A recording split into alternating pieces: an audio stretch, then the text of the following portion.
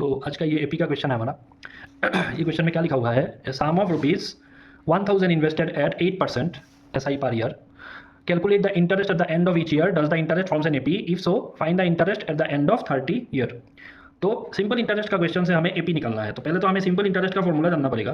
क्या होता है, SI equal to P into R into T by 100। ये है फॉर्मूला, एक्चुअल फॉर्मूला ना।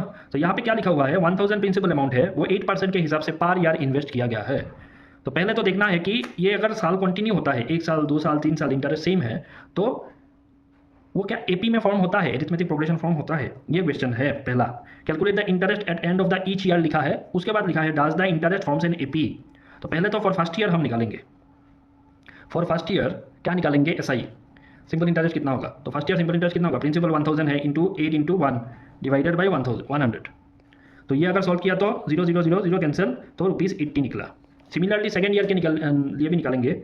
फॉर सेकेंड ईयर इसके लिए क्या होगा, 1000 इंटू 8 इंटू 2, ईयर के जगह में 2 आ गया, बाकी सब तो सेम है ना, और 100। तो इसके लिए भी करेंगे तो क्या होगा, 80 इंटू 2 मतलब ₹160। Similarly for third year SI कितना होगा, 1000 इंटू 8 इंटू 3 टाइम 3 हो गया, बाकी सब सेम। तो कितना निकला, इक्वल टू ₹240।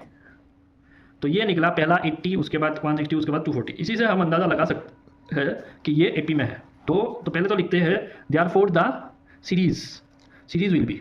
तो सीरीज विल बी हम ऐसे लिखते हैं ना, द सीरीज विल बी। तो सीरीज क्या हुआ, इसको लिखना है। तो पहले लिखेंगे 80, उसके बाद कितना आया 160, उसके बाद आया 240, ऐसे कंटिन्यू होगा। तो ये सीरीज एपी में है कि नहीं, इसके लिए हम क्या करेंगे, पहले तो फर्स्ट टर्म कितना है लिखेंगे, A इक्वल टू 80। ठीक है, अभी D निकालना है। तो D इक्वल टू क्या होगा, 160 माइनस 80 करो पहले, तो कितना निकलता है, 80 ही निकलता है। और फिर से अगर 240 माइनस 160 किया तब भी कितना निकलता है, 80 ही निकलता है। इसलिए हमें पता है कि इधर D कितना है, 80 है, क्योंकि सब में सेम सेम निकल रहा है। तो ये हो गया। उसके बाद तो हो गया, अभी A निकल गया, D निकल गया। अभी हमें 30 ईयर में क्या होगा, इंटरेस्ट ए निकलना है। तो AN का formula AN equal to A plus N minus 1 into D, यही है ना। तो हमें क्या निकलना है, A30 इक्वल टू A कितना है, 80 प्लस N कितना है, 30 माइनस 1 इंटू D कितना है, D है तुम्हारा 80, यही तो है। तो इसको सॉल्व करना है, प्लस इधर होगा 29 इंटू 80, इसको सॉल्व करना पड़ेगा। तो 80 प्लस 0, 8 9 कितना होता है 72, 7 कैरी, 8 2 16 होता है 2320।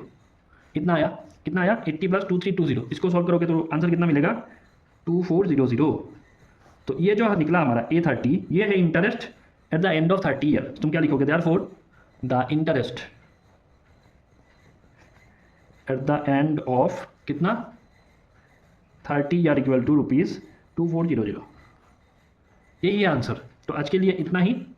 ऐसे वीडियोस के लिए फॉलो करते रहना है। और एपी क्वेश्चन चैप्टर हमने ऑलमोस्ट जो इंपॉर्टेंट क्वेश्चन है, जो सिंपल क्वेश्चन है, ये सभी को आता है।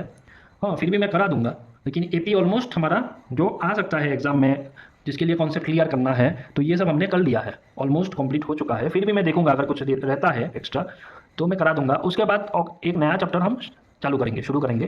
देखते हैं, अभी जितना मुझे टाइम मिलता है उस हिसाब से कराऊंगा। ठीक है, आज के लिए इतना ही। और ये सब क्वेश्चन आंसर स्टूडेंट लोगों को मिलना चाहिए। इसके लिए स्टूडेंट लोगों को ये चैनल को सब्सक्राइब करके रखना है और ये वीडियो को शेयर करते रहना है।